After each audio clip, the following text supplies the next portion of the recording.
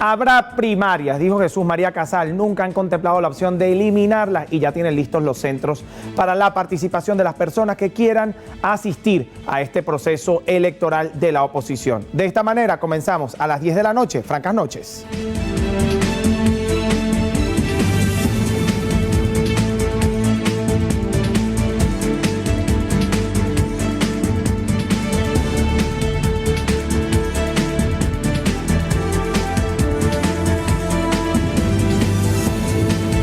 Francas Noches, Venezuela, qué alegría saludarles en este nuevo horario, 10 de la noche, de 10 a 11 de la noche ustedes tienen una cita con Canal en este espacio franco donde ustedes pueden participar y hacer trascender esta televisión que estamos construyendo juntos, la televisión informativa que tanto Venezuela merece. @Halim Naim en Twitter e Instagram, @Noticias Canalí y por supuesto la etiqueta de nuestro programa, Francas Noches, para hacer llegar dudas, sugerencias y comentarios. Recuerden que este es el espacio donde la verdad no es una opción, es nuestra convicción y esperamos que todo el que se siente en su segmento favorito, La Silla Franca, solo hable con verdad, que sienta la misma convicción por la verdad que nosotros desde acá, desde el estudio de Canalí, que abrió sus puertas hace algunos meses a este segmento, a este espacio tan interesante que ha entrado al corazón de los venezolanos y yo le agradezco muchísimo cada palabra, cada gesto de cariño, la participación de ustedes, el apoyo que hemos recibido desde Francas Noches y por supuesto que hayan emigrado con nosotros a este nuevo horario que a mí me tiene muy feliz porque la receptividad ha sido genial. A las 10 de la noche ustedes relajados en su casa, ya para acostarse, para hacer un cierre de lo que ha sido el día a nivel noticioso, tienen la opción de Francas Noches. Comenzamos de inmediato el recorrido por lo que ha sido información dentro de Venezuela y más allá de nuestra frontera. Avanza el proceso para la elección de los nuevos rectores del Consejo Nacional Electoral. Esto luego de que la directiva del ente comicial durante el mes de junio pusiera su cargo a la orden. Posterior a las dimisiones, el Parlamento inició el proceso para aquellos ciudadanos que quisieran postularse al cargo de rector del Poder Electoral. En este sentido, en horas de la mañana del día de hoy, el Comité de Postulaciones Electorales 2023 dio a conocer el listado de los aspirantes, siendo un total de 153 los que se han postulado. Los nombres que destacan en el texto publicado por el Comité de Postulaciones Electorales son Enrique Márquez y Roberto Picón. Ambos formaron parte de la directiva saliente del Consejo Nacional Electoral. También sobresale el Contralor General de la República, Elvis Amoroso, el embajador de Venezuela en Bolivia, César Trompis, el director del SAIME, Gustavo Vizcaíno, y la secretaria de la Asamblea Nacional, Rosalba Gil Pacheco. Sin embargo, a la 1:49 de la tarde, a través de la cuenta en Twitter de la Asamblea Nacional, informaron que hubo un error a la hora de publicar el listado de los postulados. En la publicación se puede leer fe errata. En el listado publicado hoy en la prensa nacional se duplicó el nombre del ciudadano Luis Emilio Rondón y se omitió el del ciudadano Víctor Antonio Hernández Parra, ambos corregidos.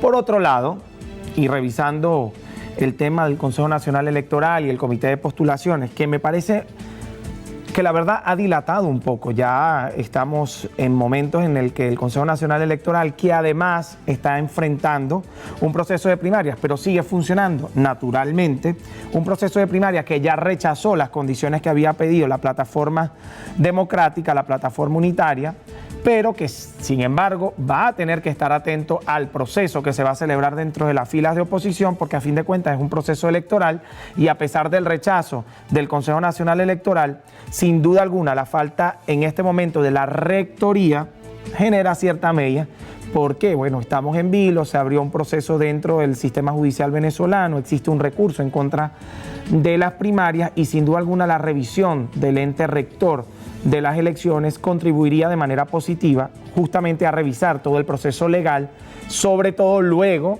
de un recurso que se está emitiendo desde el Poder Judicial en Venezuela. Seguimos revisando información.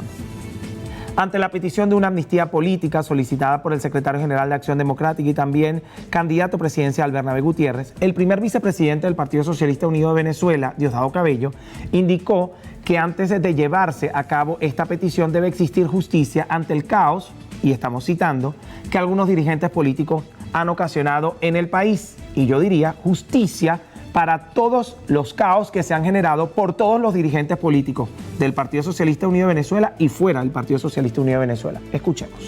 En ese sentido, Cabello recalcó que la amnistía solo beneficiaría al sector de la oposición, quienes son los responsables de las sanciones y bloqueos contra Venezuela. Pudiera haber gente de acuerdo con Bernabé de pedir una amnistía general. ¿Y la justicia dónde queda? ¿Cómo hacemos con la justicia? ¿Cómo hacemos con lo que le han hecho tanto daño a este país? No pudiera estar de acuerdo. ¿Cómo hacemos con los que quemaron vivos a una persona, un ser humano? ¿Cómo hacemos con los que le prendieron candela a un preescolar donde había 93 niños preescolares? Ahora, la amnistía, ¿quién favorece? En este caso en particular, los chavistas no hemos hecho nada mal. La mejor amnistía es la justicia. Convencido, porque sin justicia aquí no va a haber paz.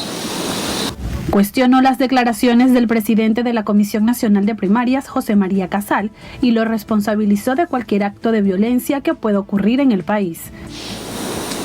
No hay camino que allanar, señor Casal. Asuma después usted la responsabilidad de lo que está diciendo, porque allanar el camino es casi que la salida 1-2. Casi que te vas mañana, Maduro vete ya, Chávez vete ya. Y de esa historia nosotros, de esos cuentos nosotros sabemos historia y los hemos derrotado en todas esas historias. Y quieren generar zozobra en este país, no van a poder. Quieren generar violencia y no van a poder. Los violentos son ellos y tienen rostro. Con respecto a las afirmaciones de María Corina Machado, Cabello resaltó que no posee facultades para sacar al presidente Nicolás Maduro del poder. Además, afirmó que debería desestimar la idea de participar en las primarias, ya que si gana no podrá inscribirse en las elecciones presidenciales, esto debido a su inhabilitación. Sobre las elecciones internas de la oposición, el dirigente de la Tolda Roja cuestionó la insistencia que aún posee la Comisión Nacional de Primarias de llevar a cabo este proceso. A su juicio, considera que carece de transparencia y crea zozobra entre los venezolanos. En la Cámara de Carlos Lugo reportó Ilene González. Me quedo con la frase, los chavistas no hemos hecho nada malo. A mí me parece interesante analizar qué pasó con el caso de PDVSA, qué pasó con el caso de Pedeval, qué pasó con el caso de los hechos de corrupción que el mismo Ministerio Público ha sacado a la luz y dice que en compañía del Ejecutivo Nacional. ¿De qué partido eran, por ejemplo? ¿O a qué línea política respondían? ¿No era el chavismo? ¿Los chavistas no hemos hecho nada malo o es que la justicia es selectiva de cierto modo? Respóndalo usted en su casa. Más temprano, la Comisión Nacional de Primaria indicó que serán 3.106 centros de votación y 5.000 mesas que estarán disponibles en el país para la realización de estos comicios organizados por un rector, por este sector de la oposición el 22 de octubre. Esto lo anunció Jesús María Casal. Alrededor de 3.000 centros y 5.000 mesas estarán disponibles para la primaria. La Comisión Nacional de Primaria fijó criterios técnicos para la identificación de los centros, con el apoyo de nuestros expertos electorales, que atienden a factores como la cobertura geográfica, la densidad poblacional y la representatividad. Por su parte, el asesor electoral de la Comisión Nacional de Primarias, Francisco Castro, anunció que serán 20.342.042 electores que participarán en estas elecciones. 20.342.024 electores, bueno, distribuidos en los diversos estados del país. Allí pues publicaremos el día de hoy esta infografía y estos datos para que estén disponibles para todos los ciudadanos. A su vez, la cobertura de centros de votación que se han identificado hasta el momento, estamos hablando de 3.106 centros de votación, lo cual plantea una cobertura del 100% de los municipios del país y del 97.5% de las parroquias, 1.113 de las 1.141 parroquias del país. Se estima alrededor de unas 5.000 mesas distribuidas en estos 3.106 centros de votación. Es preciso mencionar que en los próximos días se estarán realizando el buscador para que los electores puedan conocer dónde podrán ejercer su derecho al voto. Asimismo, la comisión informó que están trabajando en la recaudación de fondos para costear estos comicios. Para Noticias Canal I, Yumarlini García. Hemos insistido en que se ha visto en vilo el tema de las primarias, justamente por la insistencia, y valga la redundancia, de algunos factores del oficialismo de satanizar el proceso. De hecho, Diosdado Cabello ha responsabilizado al académico Jesús María Casal de cualquier acto de violencia que pueda presentarse en la elección primaria. Esto suena a dos cosas. Pudiera sonar a que están satanizando el proceso de primaria y están haciendo violentos a los que van a participar en el proceso de primaria, o pudiera sonar a que tienen intenciones de generar hechos violentos. Entonces hay que tener mucho cuidado con el tema del discurso, sobre todo el discurso político, porque el análisis comunicacional y semiótico de estos discursos se presta para empezar a temer por lo que pueda ocurrir en la actividad o en la realización del proceso de primaria. Jesús María Casal y la Comisión Nacional de Primarias han dicho que las primarias van y que en ningún momento han dudado de que esto va a ser así.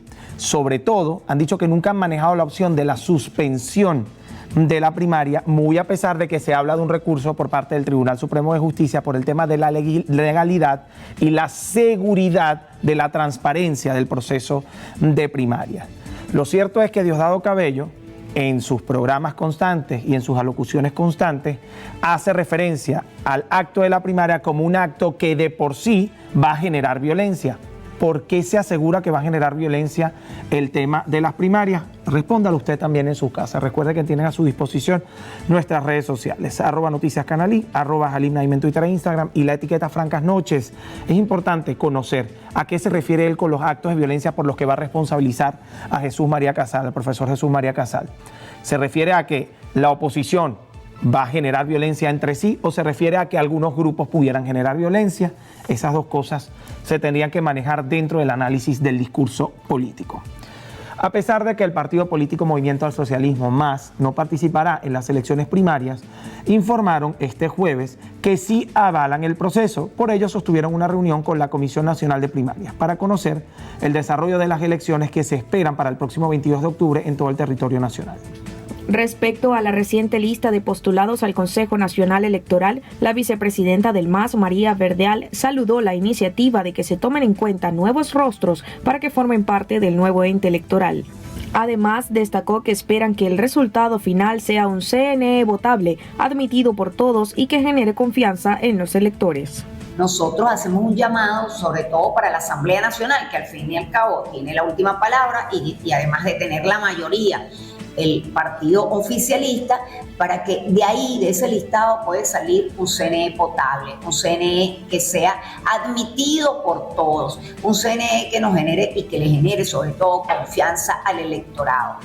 Asimismo, Verdeal hizo referencia a la renuncia de la vicepresidenta de la Comisión Nacional de Primaria y destacó que el partido político invita a profundizar y esclarecer los puntos que expuso María Carolina Uzcategui. María Carolina no está dinamitando las primarias, está hablando de los tiempos y sobre todo lo que se ha hecho hasta el momento. Es preferible hacer unas buenas primarias y no por cumplir expresamente con un cronograma, se hagan unas primarias atropelladas o de una forma poco confiable, sobre todo para quienes participan y para el electorado.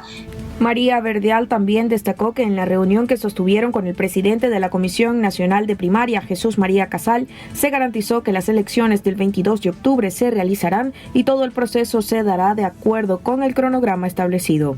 Oriana Cabello, Canal I. Posiciones parecidas de dos partidos de izquierda, Un Nuevo Tiempo y en este caso el MAS, han dicho que no participan en las primarias, pero que respaldan el proceso de primarias. Cambiamos de tema. El fiscal general de la República, Tarek William Saab, ofreció este lunes un balance respecto a su participación en la 30ª Asamblea General de Asociación Iberoamericana de Ministerios Públicos, desarrollado entre el 27 y el 28 de julio en Punta Cana, República Dominicana.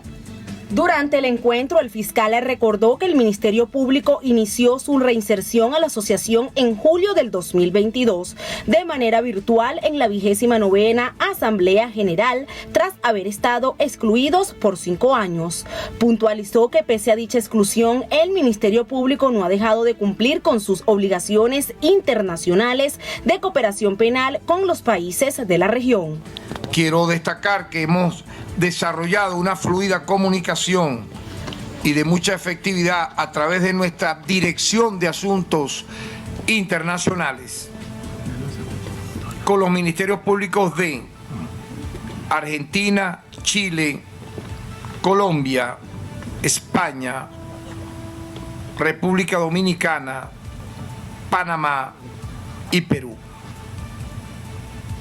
con quienes hemos establecido mecanismos de seguimiento a las solicitudes de asistencia mutua en materia penal y obviamente en los casos respectivos de extradición.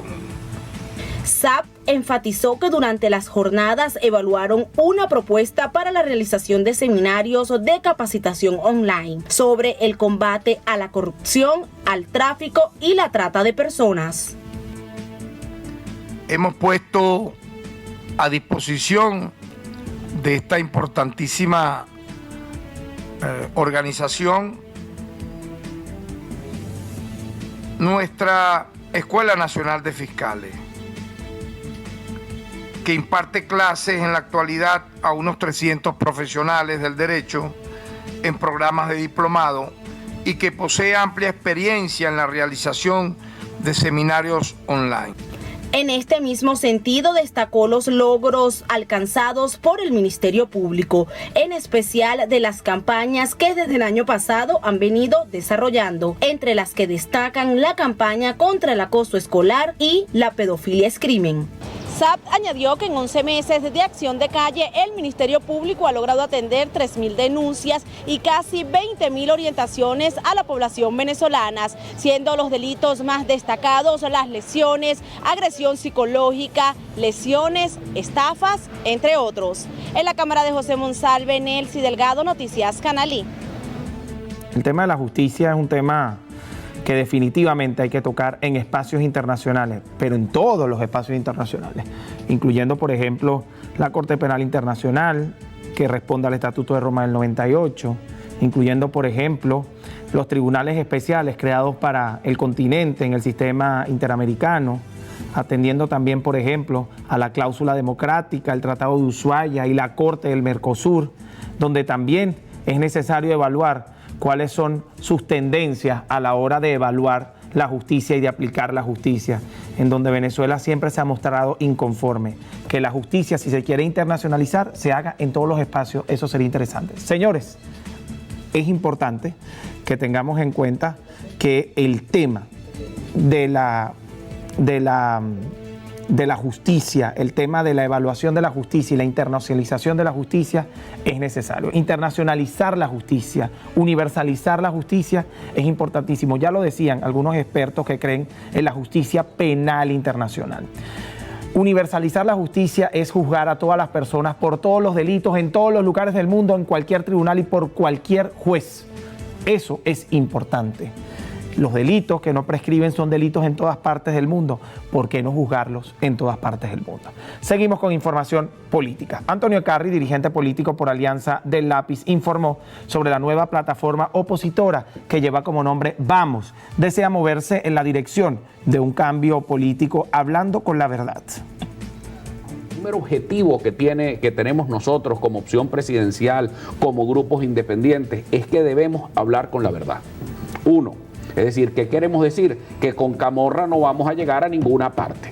Entonces, ¿qué quiere decir? Que nosotros tenemos que ir hacia un cambio sin sobresalto. ¿Eso qué quiere decir? Que tenemos que ir a las elecciones. También enfatizó que esta coalición política es una gran plataforma para que los candidatos independientes, los movimientos sociales, culturales, organizaciones y cualquier tipo de plataforma no gubernamental generen sus reuniones para mejorar el país. Además, expresó su pesar por la Venezuela de hoy, destacando que el territorio se quedará atrás si no educa a sus ciudadanos y prepara para el futuro, porque la educación es el equivalente al petróleo del siglo XXI.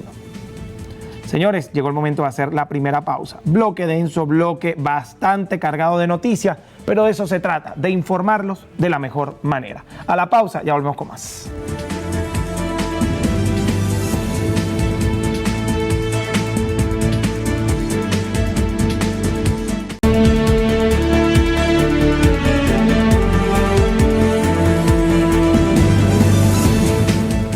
Señores, bloque de internacionales, revisamos lo que es noticia más allá de nuestra frontera. Bloque que a mí me encanta, además, porque saben que tengo especial amor por la noticia internacional, por el contenido internacional. Vitalidad espiritual en víspera de la Jornada Mundial de la Juventud que se realiza en Lisboa, Portugal, entre el 1 y el 6 de agosto. El Papa Francisco pidió a los jóvenes no ser jubilados espirituales y practicar el discernimiento para determinar qué es lo que realmente viene de Dios. El sumo pontífice, que además presidirá esta jornada de la juventud a partir del miércoles 2 de agosto, dijo que le gustaría ver la semilla del mundo del futuro en este evento, para el que se darán cita miles de jóvenes de todo el mundo, en el que se tiene además previsto un encuentro con jóvenes universitarios, profesionales, a los jóvenes en la ciudad de la alegría, además encuentros con los representantes de algunos centros de asistencia social, Vía Crucis, rezos del Santo Rosario con los jóvenes enfermos, entre muchas más actividades. El Vaticano confirmó que el Papa Francisco visitará Marsella, Francia, entre los días 22 y 23 de septiembre para participar en los encuentros mediterráneos, una iniciativa de la Conferencia Episcopal Italiana en el año 2020. Qué interesante este tema del encuentro de la Jornada Mundial de la Juventud. Tuve la oportunidad de participar en la Jornada de la Juventud de Madrid, año 2011, y la verdad es que el encuentro con el Papa en su momento, el Papa Benedicto XVI, fue genial. Fui uno de los jóvenes, de los 16 jóvenes que participó en la reunión cerrada con el Papa Benedicto, y es una experiencia inolvidable. Es formidable poder decir que estuve allí, que conversamos con el Papa y que había muchos venezolanos reunidos, congregados. En aquel momento era viviendo una espiritualidad distinta, era creer en el Dios que ama a los jóvenes, y en esta oportunidad hablan de no quedarse jubilados en el tema de la espiritualidad, de avanzar en la espiritualidad. Por la paz, Brasil dirá presente en la cumbre en Arabia Saudita para tratar el conflicto entre Rusia y Ucrania. De acuerdo a fuentes diplomáticas del Palacio de Itamaraty, sede de la Cancillería del Gigante del Sur, la reunión tendrá lugar en la ciudad de Jeddah, en el Mar Rojo, y contará con la presencia de representantes de 30 países, incluyendo miembros del grupo BRICS, bloque que integran Brasil, China, India, Rusia y Sudáfrica, además de Estados Unidos, que también dirá presente. Aún no se sabe quién asistirá en representación del mandatario brasileño Luis Ignacio Lula da Silva, pues la cumbre coincide con un encuentro que él mismo convocó para la Amazonía. Cabe destacar que no es la primera vez que el gobierno de Brasil se suma a la resolución de conflictos entre Ucrania y Rusia. De hecho, Brasil envió emisarios a Kiev y Moscú como parte de los preparativos para la conferencia. Lula advirtió al presidente ucraniano Volodymyr Zelensky: en una negociación de paz no se puede basarse en el intento de imponer unilateralmente un plan de salida a la crisis. En este mismo sentido, el Papa Francisco desde Portugal abogará por la paz entre Ucrania y Rusia. De igual forma, instó a Moscú la renovación del acuerdo para la exportación del grano por el Mar Negro necesario para la alimentación de los pueblos. Seguimos en el continente americano, subimos un poco hasta Panamá, que ya cuenta con candidatos para medirse en las próximas elecciones presidenciales previstas para mayo de 2024. Pasado domingo, el Tribunal Electoral de Panamá culminó el proceso de inscripción de los últimos candidatos que se medirán de forma independiente el próximo 5 de mayo de 2024. Hasta la fecha, los postulados suman un total de 10 candidatos presidenciales. Entre los elegidos en las primarias están Ricardo Martinelli, candidato de Realizando Metas del partido RM, José Gabriel Carrizo, candidato al Partido Revolucionario Democrático, Martín Torrijos, candidato al Partido Popular, Rómulo Roux, candidato presidencial de Cambio Democrático, José Blandón, candidato al Partido Panameñista, José Alberto Álvarez, candidato al Partido Alternativa Social Independiente País, electo mediante convención nacional. Finalmente, los 4 independientes destacan el periodista y abogado Ricardo Lomna, de centro derecha, la diputada oficialista Zulay Rodríguez del Partido Revolucionario Democrático Socialdemócrata, como también la maestra izquierdista Maribel Gordón y el exministro de Comercio Meltón Arocha, de centro derecha. En una sola vuelta electoral, los candidatos podrán tomar el puesto del actual gobernante Lauratino Cortizón. Durante todos los comicios realizados, ningún oficialista ha ganado la presidencia del país panameño. En este proceso no está permitida la reelección inmediata. Asimismo, se renovará la Asamblea de Diputados y las distintas autoridades locales. Para Canal I, Angélica Pariguán. Nombres que ya habían sonado en elecciones presidenciales anteriores en Panamá, personas que hacen vida dentro de las filas políticas de este país y que además han tenido una participación bastante interesante dentro de ministerios, cargos públicos y como fuerzas opositoras dentro de este país tan importante para Centroamérica y para el continente suramericano también, porque tenemos que tener en cuenta que el Canal de Panamá se ha convertido en el espacio de mayor importancia, un espacio de envergadura para el comercio y el flujo comercial del continente. Y justamente vamos a detenernos con el Canal de Panamá, porque es que hay bastante preocupación por la escasez de lluvia que empujó al Canal de Panamá a reducir a 32 el número de embarcaciones que desde este domingo atraviesan a diario la vía interoceánica, una medida que además de disminuir los ingresos del canal, hará que aumente previsiblemente el atasco marítimo. La autoridad del Canal de Panamá advirtió que habrá una reducción en el número de tránsitos diarios durante un periodo prolongado, aumentando el tiempo de espera para algunos buques, en particular aquellos que no obtienen una reserva. Asimismo, explicó que fue necesario tomar las nuevas medidas a pesar de la llegada de la temporada de lluvias a la ciudad y de las continuas medidas de ahorro de agua que se han implementado en los últimos meses para mitigar los efectos diversos de la prolongada temporada seca en la cuenca del canal. Por su parte, Eric Córdoba, gerente de la División de Agua del Canal de Panamá, explicó que se enfrentan a un año 2024 muy difícil si no se logra recuperar el nivel de los lagos. Seguimos revisando información internacional, esta vez en la Organización de Naciones Unidas, que conmemora el Día Internacional contra la Trata de Personas y hace énfasis en la ralentización de la justicia contra este crimen.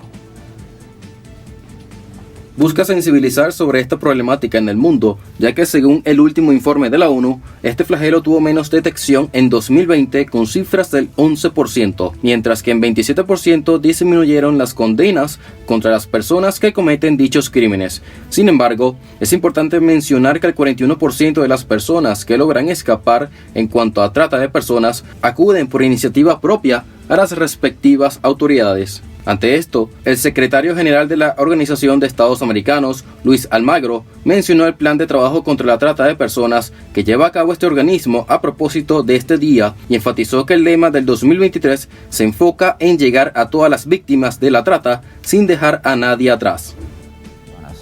La Organización de los Estados Americanos renueva su compromiso para enfrentar este delito. Este año, los Estados miembros de la OEA adoptaron el tercer plan de trabajo para respuestas integrales a la trata de personas en el hemisferio occidental, a desarrollar en el periodo 2023-2028. El plan refuerza preocupaciones hemisféricas en el contexto post-pandémico y condena enérgicamente la trata de personas, delitos conexos y todos sus efectos negativos que violan los derechos y la dignidad humana.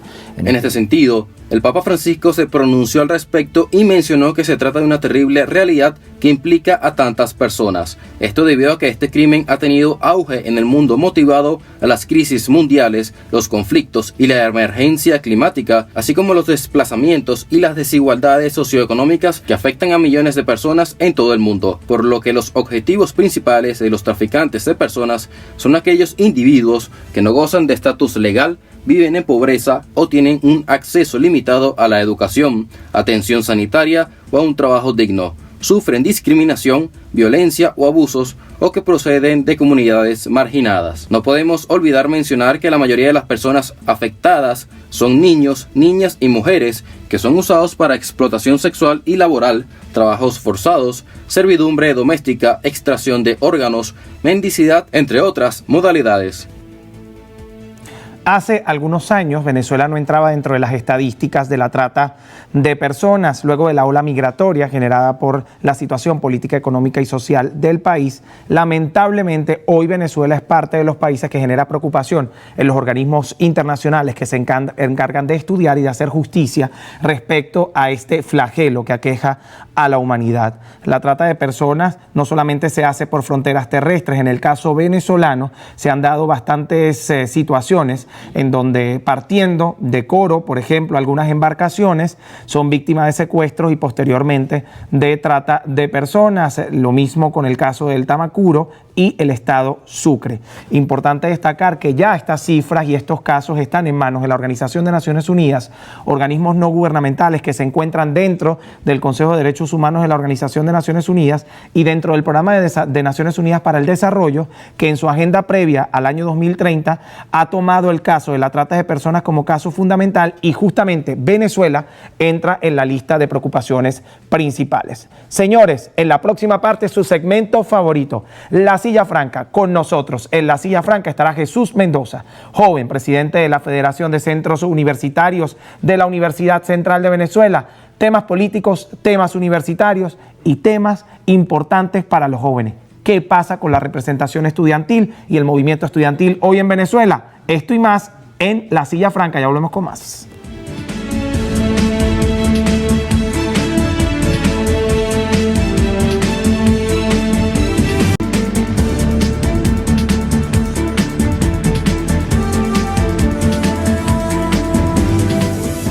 Jesús Mendoza, presidente de la Federación de Centros de Estudiantes de la Universidad Central de Venezuela, con nosotros en La Silla Franca. Jesús, bienvenido. Muchas gracias. Francas noches para ti. Gracias. ¿Qué tal? ¿Todo bien? Todo bien, gracias a Dios. Jesús, te hiciste viral una vez conmigo en un programa de televisión en otro espacio y fue interesante, bueno, volverte a tener, ahora es interesante volverte a tener acá en el programa, porque en aquel momento tú estabas discutiendo con un joven estudiante que apoyaba, respaldaba al gobierno de Nicolás Maduro y hacía ciertas aseveraciones interesantes. En esta oportunidad vamos a hablar ahora con un Jesús Mendoza, que ya es presidente de la Federación de Centros de Estudiantes de la UCB, que tiene ciertas denuncias, ciertas demandas y que acaba de atravesar un proceso interesante dentro de su universidad, porque ya no hablamos con el Jesús Mendoza solamente que es presidente de la Federación de Centros de Estudiantes, sino con el Jesús Mendoza que además encabezó junto a sus compañeros de la UCB una elección histórica después de tantos años para cambiar las autoridades de la UCB. Y te quiero preguntar, ¿qué se respira hoy en la casa que vence en la sombra después de esta elección? ¿Y cómo está Jesús Mendoza después del resultado? ¿Era el resultado que esperaba? ¿Era el resultado que quería? ¿O no, era el que no quería, pero era el que esperabas? También eso pasa. Mira, realmente yo creo que se respira un aire de alegría y de satisfacción en la Universidad Central de Venezuela, porque logramos el que se diera un proceso que teníamos años buscando. Las anteriores autoridades tenían 15 años, de las cuales era un periodo de 4. La doctora Cecilia García Arocha tenía que estar solo 4 años en la silla de Vargas. Se extendió el periodo por una sentencia del Tribunal Supremo de Justicia, hay que resaltarlo, y pues se dio un reglamento transitorio, un reglamento que fue negociado con el Ejecutivo Nacional, también eso hay que decirlo, un reglamento que le permitió al personal obrero y administrativo por primera vez en la historia de la universidad votar, participar, pero no con el voto paritario, sino con un porcentaje anclado al voto profesoral, la elección de ese día, que es la elección de las autoridades. Ahora, eso fue una lucha que se dio durante años, fue una lucha realmente interna en la universidad. ¿Una lucha contra quién y por qué? porque pueden existir varios tipos de lucha. Bueno, yo estoy luchando para lograr que esa sentencia quede sin aplicación alguna y nosotros podamos elegir nuestras autoridades, o yo estoy luchando en contra de la rectora Cecilia García Arocha, o estoy luchando en contra de las autoridades de la universidad. ¿Contra quién era la lucha? Era un tema de la lucha contra, específicamente, el Tribunal Supremo de Justicia, que no estaba respetando la autonomía universitaria. Muy bien. Porque cuando el Tribunal Supremo de Justicia saca la sentencia 0324, que es una sentencia que nos impone a nosotros como una universidad autónoma un reglamento no discutido en el seno de la universidad y no consultado a los universitarios, sin duda alguna eso es una imposición, una violación de la autonomía universitaria, y totalmente eso es una lucha contra el Tribunal Supremo de Justicia. Que obligó a la rectora a permanecer tantos años en el poder. Correcto. Se da el proceso democrático de nuestra universidad, un proceso que tuvo unos resultados. Tenemos un nuevo rector, el profesor Víctor Rago, el cual nosotros estamos en disposición y vamos a trabajar con el profesor Rago para que la universidad avance, con la profesora María Fátima Garcés, que quedó en el vicerrectorado académico, con el profesor Balbino, que quedó en el vicerrectorado administrativo, y con la doctora Corina Aristimuño, que quedó en la secretaría. Ya comenzamos una ronda de reuniones con las autoridades para comenzar un trabajo en conjunto, y ahorita estamos viendo con bastante satisfacción cómo el efecto o el proceso de la Universidad Central de Venezuela ahora es un efecto dominó en las otras casas de estudio. Sí, ya la Universidad de Carabobo. La Universidad de Carabobo, que va a tener sus elecciones a final de año. Tenemos la Universidad del Zulia, que va a tener sus elecciones el año que viene. Tenemos la Universidad de los Andes, que está discutiendo el reglamento. Es decir, fue un efecto dominó. Y bueno, el himno que dice, el ejemplo que Caracas dio, el ejemplo que la UCB dio a nivel universitario, que vamos a tener ahora elecciones en las demás casas de estudio y vamos a tener unas autoridades renovadas. Bueno, y el ejemplo quieres que se replique también pidiendo al rector que salga de la manera que ustedes se lo pidieron a García Arocha. Que salga... Porque ¿en qué momento se convirtió esa lucha de la que hablabas en contra de un Tribunal Supremo de Justicia y el respeto, y en favor del respeto a la autonomía universitaria, en unos estudiantes que entran al rectorado con una consigna en contra de la rectora? Bueno, ¿en qué momento se transforma la lucha? Y si hablamos del ejemplo, ¿tú quieres que también sigan el ejemplo en otras universidades de pedir de esa manera que los rectores ¿Qué pasa? salgan? Si nosotros nos vamos a lo que sucedió ese día, el día 26 de mayo se dio el proceso electoral, un proceso electoral que se dio frustrado, que hoy por hoy a la fecha te puedo decir que los usevistas o la mayoría de los usevistas no sabemos qué pasó ese día. Sabemos, según el presidente de la Comisión Electoral, el profesor Carlos Martín, que hubo un saboteo interno, pero no sabemos los detalles de eso. Ahora, ¿qué pasó ese día? Ese día se dio una toma del Consejo Universitario en donde estábamos los representantes estudiantiles. Totalmente, ahí estaba yo en la toma del Consejo Universitario exigiendo una fecha, porque el proceso, al ser suspendido, estamos exigiendo una fecha. ¿Qué pasa? Al entrar al Consejo Universitario se desvirtuó la protesta y hubo consignas de un grupo de estudiantes pidiendo la renuncia de la rectora. ¿Te estás tratando de lo que ocurrió ese día? No, yo no me estoy tratando de lo que ocurrió ese día. Por lo menos de la protesta. Estoy diciendo que yo estaba de acuerdo con la toma del Consejo Universitario, no estaba de acuerdo con la consigna de solicitarle la renuncia a la rectora. ¿Por qué? Porque si le renunciaba a la rectora, venía una imposición del Consejo Nacional de Universidades. Pero es que era parte de la sentencia del Tribunal Supremo de Justicia. Entonces, lo que sí si la rectora renunciaba, pasaba lo que no querían que ustedes pasaran. La protesta por la frustración de la comunidad universitaria sí era válida, más no compartida en la consigna y la exigencia era la renuncia de la doctora Cecilia García Arocha y de la renuncia de la Comisión Electoral, porque si la Comisión Electoral ese día hubiese renunciado, no tuviésemos las nuevas autoridades ahorita. Entonces no sigan todos los ejemplos que Caracas dio, algunos ejemplos. Tengan cuidado con eso, porque de cierto modo hay que estudiar la norma y ver en profundidad qué es lo que estamos exigiendo y qué es lo que estamos pidiendo. Bien, los cambios que has visto hasta ahora dentro de la UCB. Mira, son muy pronto. Es muy pronto, o sea, pero de cierto modo ya con el ambiente, el aire y la disposición a la negociación, la apertura que puedan tener inclusive con las filas de gobierno y el tema administrativo, el tema de los recursos, ya puede haber algún tipo de cambio. Pero es muy pronto que yo te diga que hay un cambio en la universidad cuando el profesor Víctor Rago y las demás autoridades tienen menos de un mes de juramentación. Estamos hablando de que se juramentaron el día 20 de julio, o sea, no tienen ni 10 días de juramentación. Sí, 11 días. ¿Okay? Entonces, realmente es muy rápido que tú digas hay un cambio en la universidad. No, y mucho más que ahorita va a comenzar un proceso de transición en la universidad, porque venimos de un periodo de 15 años de las anteriores autoridades. Comienza un proceso de transición donde la futura o esta cuarteta rectoral va a tomar decisiones que posiblemente ellos ni siquiera vean los resultados. Son decisiones que van a ver resultados en un mediano y largo plazo, porque son decisiones trascendentales que tiene que tomar la universidad. ¿Qué cosa me alegra, por lo menos que se dio? El último Consejo Universitario la semana pasada se dio la actualización designación de la comisión que va a realizar el protocolo contra la discriminación en la Universidad Central de Venezuela, que hace falta. Hemos tenido casos de acoso contra mujeres, de discriminación a poblaciones vulnerables en la universidad y no tenemos un reglamento. Eso ya se está haciendo. Algo positivo que se ha hecho en estos 11 días, que es muy poco para que yo te diga, ya hay un cambio trascendental en la universidad. Pero ya se han hecho cosas que en algún momento no existían y eso es importante. Es importante que los cambios vengan con cambios sustanciales importantes dentro de la universidad. Señores, a la pausa. La próxima parte seguimos con más de Francas Noches en la silla franca. Jesús Mendoza, presidente de la Federación de Centros Universitarios de la UCB. Vamos a hablar de la representación estudiantil, en qué se ha convertido hoy la representación estudiantil y qué ha pasado con aquel movimiento estudiantil del que tanto nos jactábamos. Por ejemplo, en mi caso, porque vengo de esas filas también. Ya volvemos con más.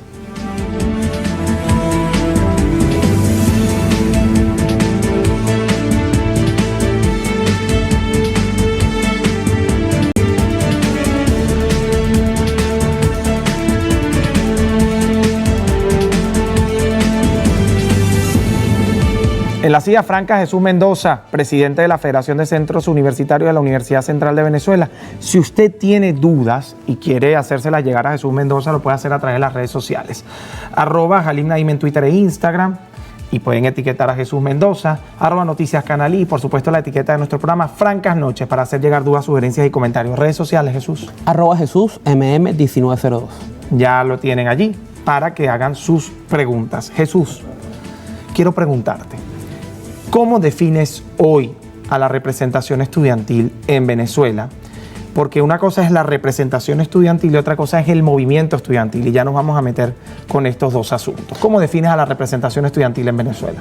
Como unos jóvenes que aún creemos en el país, que aún creemos en la universidad y que a pesar de la crisis seguimos trabajando por nuestras universidades. ¿Y unos jóvenes que responden a los intereses de la universidad o a los intereses de unos partidos políticos? Sin duda alguna los intereses de la universidad. ¿Primero está la universidad y después el partido? Correcto. ¿Seguro, Jesús? Segurísimo. ¿Y todos los jóvenes que son parte de la representación estudiantil opinan lo mismo? Yo creo que la mayoría, no puedo hablar por todos, porque bueno, el movimiento estudiantil, a pesar de estar golpeado y no es ser la cantidad de gente que era antes, todavía somos un número importante y no puedo hablar por todos, pero creo que la mayoría hemos entendido que primero está la universidad, primero está quienes nos eligieron, porque nos eligieron fueron los estudiantes, no los partidos. Y bueno, yo siempre digo, del arco Tamanaco para adentro, soy el presidente de la Federación de Centros Universitarios y respondo a los UCBistas, del arco Tamanaco para afuera, cualquier color puede estar con los dirigentes estudiantiles. Es decir, la representación estudiantil tiene a la universidad primero, pero el movimiento estudiantil no. El movimiento estudiantil también, que los partidos influyen, yo no te voy a decir que no. Si nosotros nos vamos... En una rueda de prensa, que yo todavía tengo las imágenes por allí, donde estabas tú allí sentado también como presidente de la federación, no fuiste tú el vocero. Pero en esa rueda de prensa teníamos 3 voceros o 4 voceros y había una ola interesante de estudiantes atrás en la Plaza de los Palos Grandes. Todos tenían camisas de partido político. De hecho, la pelea era para ver dónde se ubicaban para que la camisa de su partido se viera más o menos. No había un estudiante con la camisa del movimiento estudiantil o del movimiento que representan en la representación estudiantil o el movimiento por el cual fueron electos, si es que no estaban como movimiento estudiantil, sino como representantes de cogobierno de alguna universidad. Esto a mí no me dice que está la universidad antes que el partido político. Y bueno, yo sé que una franela no define las cosas, pero visualmente ya veo cuál es el interés de los partidos dentro de la universidad. Ahí te digo, como te dije anteriormente, no puedo hablar por todos, pero creo que la mayoría, puedo decirte, está primero en la universidad. ¿Pero tú cargabas la camisa de tu partido? Yo cargaba la camisa de la Universidad Central de Venezuela y ese día fue la rueda de prensa convocando el 12 de febrero. Sí, esa fue mi pregunta. Esa rueda de prensa estaban convocados los estudiantes. Sí habían pocos, pero sabían personas con el logo de la universidad, de las universidades. Estaban ahí estudiantes de la Humboldt, estudiantes de la Universidad Central de Venezuela. Ahora, que ha mermado, que se ha golpeado el movimiento estudiantil, sí, yo no te lo voy a negar. ¿Por qué? ¿Por qué ha golpeado? Porque uno, mira, Si nosotros nos vamos a la deserción estudiantil hoy roza el 50% aproximadamente, números históricos. No tenemos la población de estudiantes que estaban en la universidad cuando la época de Stanley González, cuando la época del mismo Ricardo Sánchez, cuando la época de Charifer. No tenemos la misma. Estamos hablando que la Universidad Central de Venezuela tiene rozando aproximadamente 15.000 a 12.000 estudiantes. Tenemos una deserción estudiantil importante. Tenemos de esa población estudiantil más del 50% trabaja. Es decir, los estudiantes van a la universidad y disminuyen su carga horaria. De un semestre que tienes que meter 6 materias, el estudiante común mete de 3 a 4 porque necesita trabajar. Ese estudiante va a quitarse el tiempo de trabajar porque tiene que llevar comida a su casa por la crisis económica del país y va a dedicarse a la política. Antes los estudiantes de primer semestre o primer año de la carrera era una fiebre pertenecer a los movimientos estudiantiles o a los centros de estudiantes. Y ponerse la camisa de la manito era quizá el mejor momento de tu vida. Sin duda alguna, pero eso ha disminuido. ¿Por qué? Porque la crisis de nuestros padres también ha llegado a los jóvenes que tienen que estudiar y que tienen que trabajar. Antes, hace 15 años, la mayoría de los estudiantes se dedicaban solo a estudiar y era una población reducida la que estudiaba y trabajaba. Ahorita es al revés, ahorita la mayoría trabaja y estudia. Y otra cosa, el miedo. El miedo de los estudiantes que pasaron en 2014 al 2017, que sin duda alguna quienes pusieron los muertos fueron los jóvenes. Ese miedo los padres se lo han transmitido a sus hijos y los mismos. O sea, ¿da más miedo colocarse la manito del movimiento estudiantil que una camisa de un partido político? Te estoy hablando de por qué no hay tantos jóvenes involucrados en la política partidista y en la política estudiantil. Y por qué está golpeado el movimiento estudiantil. No es que está desaparecido, todavía existe. Y todavía aparece y todavía protesta. Pero no es la misma masa de gente de los 10.000 personas que salían por la puerta de Manaco. Ahora, porque hay más personas que tienen camisas partidistas que camisas de la universidad, porque de alguna otra manera las juveniles de los partidos sí se han involucrado en el tema estudiantil. Esos jóvenes que tenían sus camisas de partido son estudiantes universitarios y ese día prefieren no ponerse la camisa de su partido que la camisa de la universidad porque ha habido una influencia directa de los partidos en el movimiento estudiantil. Yo no te lo voy a negar, pero ahora hay personas como yo que soy miembro de un partido político que ese día me puse mi camisa del UCB y ese día, el día de la marcha, hablé y estuve como estudiante de la UCB. ¿Fuiste electo en la UCB por qué movimiento? Por mi movimiento estudiantil que se llama Sentir UCBista. Que es un movimiento que tiene un partido político. No. Tiene varios partidos políticos. Tiene varios partidos políticos. Pues tú eres parte de un partido político, correcto, de Fuerza Vecinal. ¿Quién financió tu campaña? Mira, mi campaña, sin duda alguna, tuvo colaboración de nuestro bolsillo, porque muchos estudiantes pusimos en nuestro bolsillo para hacer campaña, eso no lo voy a quitar, y también pues hubo colaboración de los partidos políticos, porque siempre los partidos políticos ayudan en las campañas, y no solo en las campañas, sino ayudan en la vida cotidiana de los jóvenes. Mire, yo voy a ir a la pausa. En la próxima parte vamos a seguir con más de La Silla Franca y te dejo una pregunta en el aire. ¿Será que esa realidad responde más a un financiamiento de los partidos políticos y a un compromiso por financiamiento de los partidos políticos que a un tema moral? Ya volvemos con más de Francas Noches.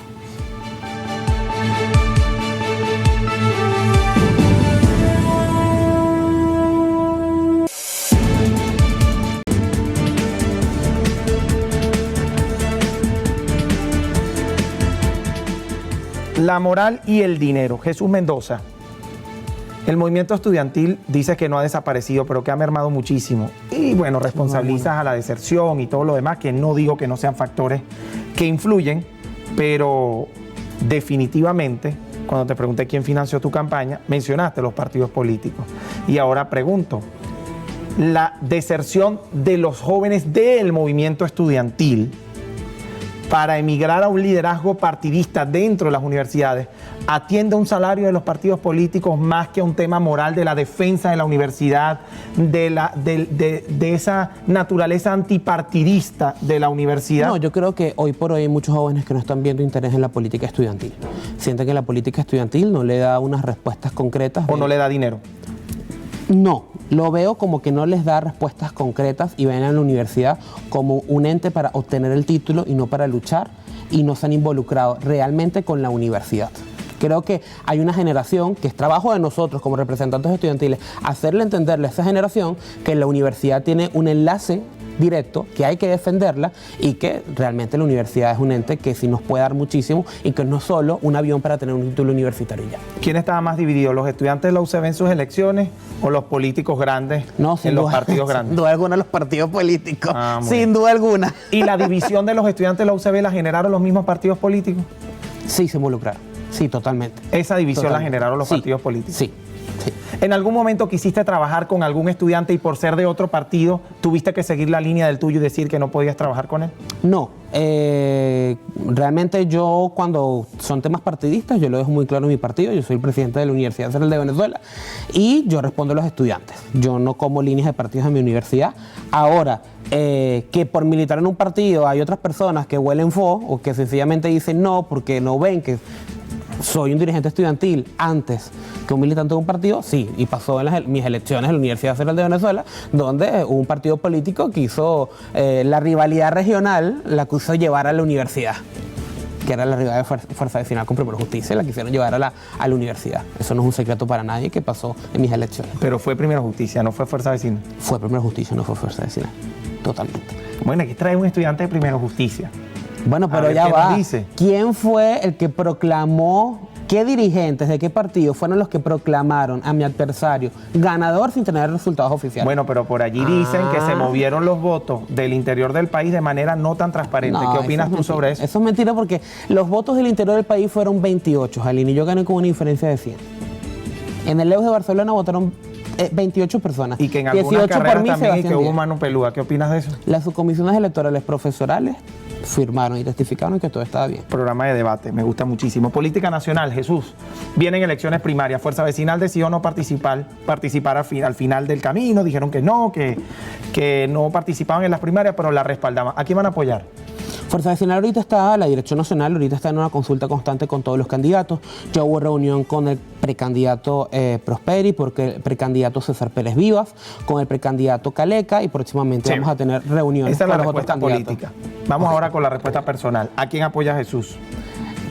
¿A quién le gustaría apoyar a Jesús? Más allá del partido, porque, o sea, uno tiene también sus decisiones, uno tiene su criterio. Okay. No creo que es que uno cuando se inscribe en un partido político renuncie a su criterio, a su condición de ciudadano, de ser humano, porque yo me gradué de periodista y por allí el periodista no debe mostrar, no, el periodista no renunció a ser humano, ciudadano y hombre de criterio cuando se graduó de periodista. Lo mismo te pregunto. Jesús Mendoza hoy no tiene candidato para las primarias. No tiene. Estoy escuchando. Pero sí vas a participar. Sí, claro, por supuesto, voy a participar, voy a votar, voy a estar como desde la universidad, la Federación de Centros Universitarios es promotora del Comité de Estudiantes por las Primarias, que es una plataforma que está tratando de difundir en la Universidad Central de Venezuela en los estudiantes qué son las primarias, por qué hay que votar, por qué hay que inscribirse en el registro electoral, que aproximadamente el 30% de la matrícula de la Universidad Central de Venezuela no está inscrita en el registro electoral. Entonces, por supuesto. Ya nos vamos a detener allí.